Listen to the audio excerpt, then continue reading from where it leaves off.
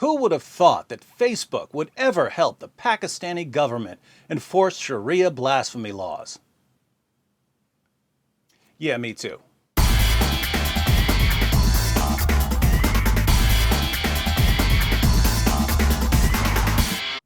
Muhammad ordered his followers to brutally murder people for criticizing him. Nearly 14 centuries later, blasphemy is still punishable by death in Pakistan, leading to a clash of cultures. In the West, we believe in freedom of speech, freedom of expression, freedom of religion, freedom of the press, freedom of conscience. In Pakistan, they believe in the freedom to brutally murder you for thinking that you have these freedoms. Even a false accusation of blasphemy can lead to an immediate execution by a Muslim mob. They will beat you to death and parade your body through the streets if they even think that you've done what I do on a daily basis, namely criticize Muhammad and the Quran. Now, we would hope that as our cultures clash, we would be the ones to influence them rather than vice versa. We would hope that over the years we would influence places like Pakistan to become more free, not that they would influence us to become more Sharia compliant. And it really seems like that's the only way it could happen. We have an enormous ability to influence other cultures through movies, through music, through products, through negotiation, through sanctions, and so on, while they have very little ability to influence us. Or so you would think. While there are plenty of people in the West who would say, along with Patrick Henry, "Give me liberty or give me death," there are also corporations whose goal is to make money, not to make any sort of positive impact on the world. Take Facebook, the online Sharia police for the Pakistani government. Dawn reports, the Interior Ministry of Pakistan informed the Islamabad High Court on Monday that Facebook administration has been blocking illegal blasphemous content on Pakistan's request, and 85% of such material on the social networking site has already been removed. Pakistani officials complained to Facebook about blasphemous content, and as of this report, Facebook had already removed 85% of said content. Interior Secretary Arif Khan said in his report that Facebook had responded to their letter and showed its willingness to remove content deemed blasphemous. Facebook is totally on board. He said the federal government has taken ambassadors of 27 Muslim countries on board in connection with the issue.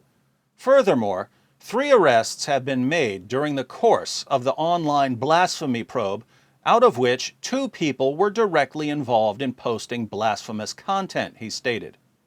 Law enforcers have also found blasphemous content from the suspects' laptops and mobile devices. A joint interrogation team has been constituted to probe into the matter, he added. When asked why the ambassador of the country from where the offense originated was not summoned, the Interior Secretary responded, "Our embassy in Washington has also taken up the matter with the U.S. government." The Pakistani ambassador was taking up the matter of blasphemous content on Facebook with the U.S. government. He said banning Facebook is not the solution of the problem. If blasphemous material on Facebook is the problem, why isn't banning Facebook the solution?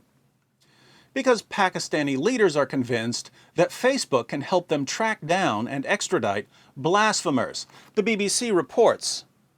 Earlier this week, Pakistani Prime Minister Nawaz Sharif voiced his support for a wide-ranging crackdown on blasphemous content on social media. In a statement on his party's official Twitter account, he described blasphemy as an unpardonable offense. It's okay to offend us on Twitter, but not them. Then on Thursday, Interior Minister Chaudhry Nisar reasserted Pakistan's determination to tackle the issue, saying he would take any steps necessary to make sure Pakistan's message got across. He said that he had asked officials to liaise with the FBI in the U.S.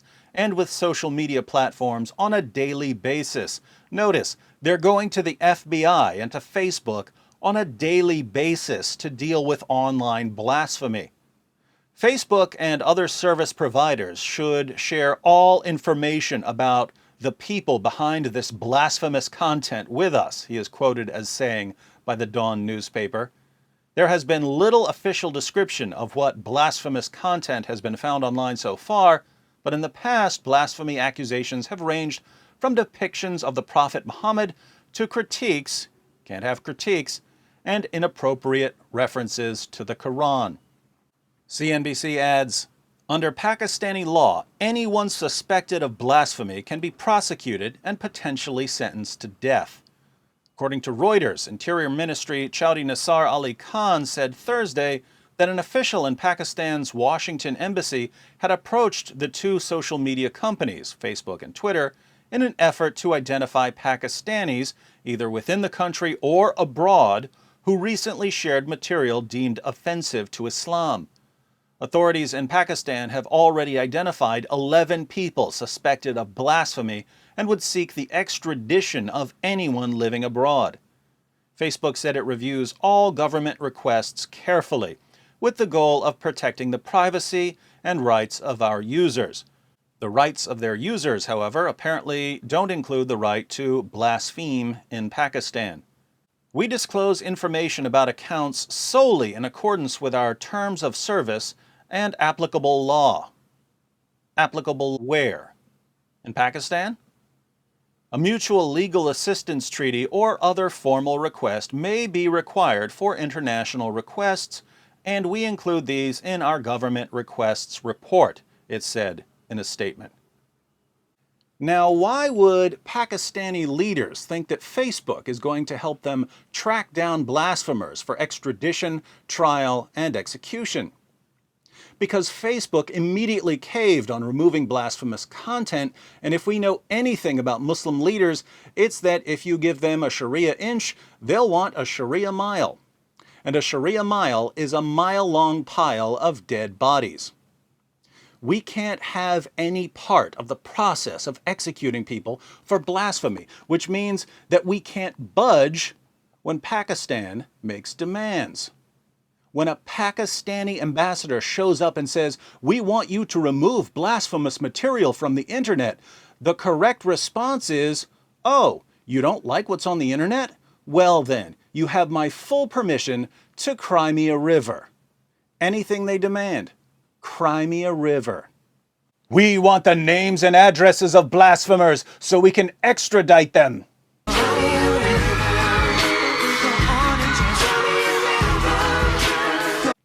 We want new community guidelines that forbid pictures of Muhammad. We want David Wood's YouTube channel shut down before it leads the entire country out of Islam. We want...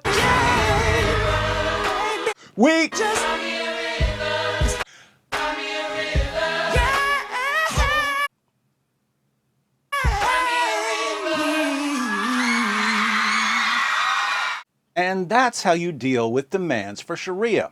It may not win you any friends in the Pakistani government, but it will teach them a valuable lesson and save a lot of lives in the long run.